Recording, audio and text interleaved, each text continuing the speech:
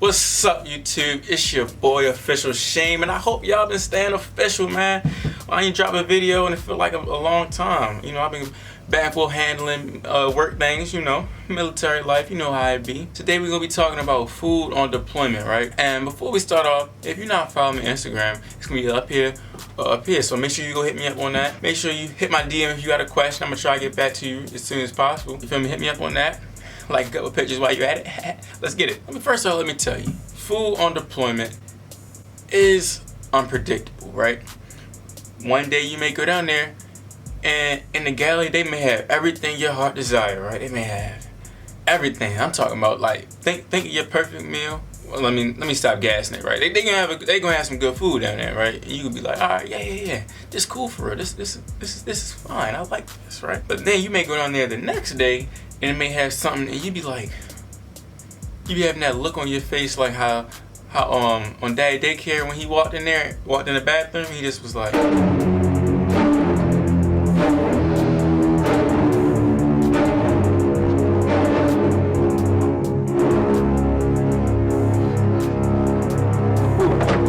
It ain't that bad, right? It ain't that bad. But just how unpredictable it is, you know, just like Forrest Gump said, life's like a box of chocolates. You never know what you're gonna get. You know what I'm saying? Right? So when stuff like that, when it hits the fan like that and you like, bro, I can't eat this. You know what you do? I'm gonna tell you two options, right?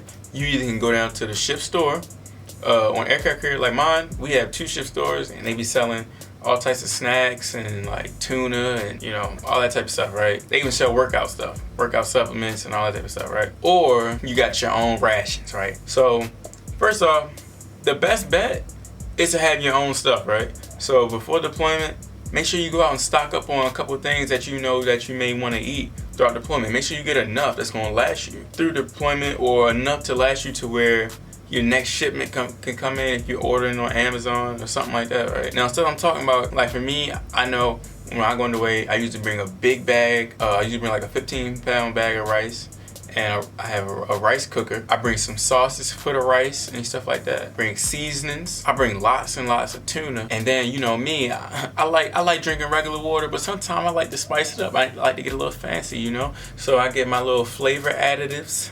You know, my little enhancements to the water, like Kool-Aid, as I may say. Like Kool-Aid, you know, they got the Propel little joints. They got all types of stuff, right? Crystal Lights, whatever it is.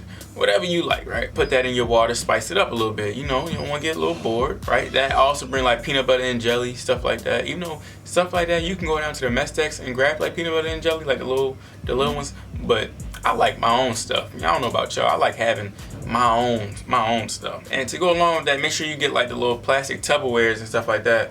So that way you don't wanna have all this stuff and you're like, dang, I don't got no bowls, I don't got nothing like that, right? And make sure you have plastic utensils. You know, the mess decks may have, just have your own stuff, have your own supply, because they may run out. That was some things, right, to alleviate either the food isn't up to par to what you want to eat that day, or if let's say you go down to chow and the line is just crazy, right? Being on an aircraft carrier, sometimes the line can get real ridiculous. It be looking like Black Friday at Macy's. You be waiting in line for 45 minutes just to get a plate. Sometimes you just want to be like, nah, forget that. I got food upstairs and I got food in the shop. Here's my theory, right? Some people may ask me like, why is the food bad sometimes on the ship, right? And I have a theory on, now mind you, this is not a fact. This is not factual, but it is 100% factual to my PhD of being me. You know, take it for what it's worth. The bigger the ship, right? Like I say this, right? Aircraft carrier, we got like 5,000 people on board when we include squadrons. So we got like 5,000 people on board, right? Compared to what like a small boy has, what, like, I don't know. I'm really not sure, but like 300-400 people. You gotta think about it. It's not the CS's fault. When I say culinary specialists, it's not their fault, right? You gotta think, for aircraft carrier, they have to make food for 5,000 people, right? So they're not gonna have time to try to season every batch and make sure everything tastes good and taste test and all this. They just gotta they have to put out food. That's their main job, just put out food, right? Compared to on a small boy, they may have time to really, you know, put their foot in that food, you know, marinate, seasonings, you know, all that type of stuff, right?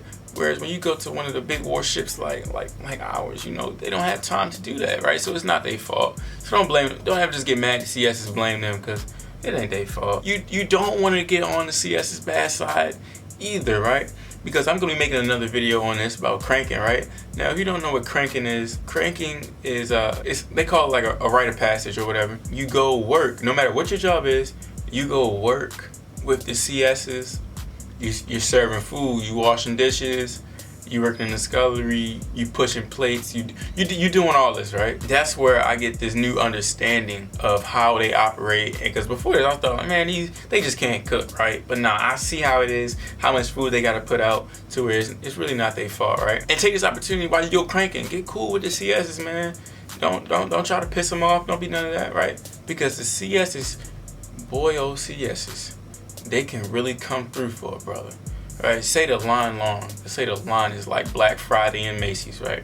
You may go down there and you be like, "Hey, CS3, I really got something to do. You think you hook me up with a plate?" You know, they might throw the food paper plate. You good?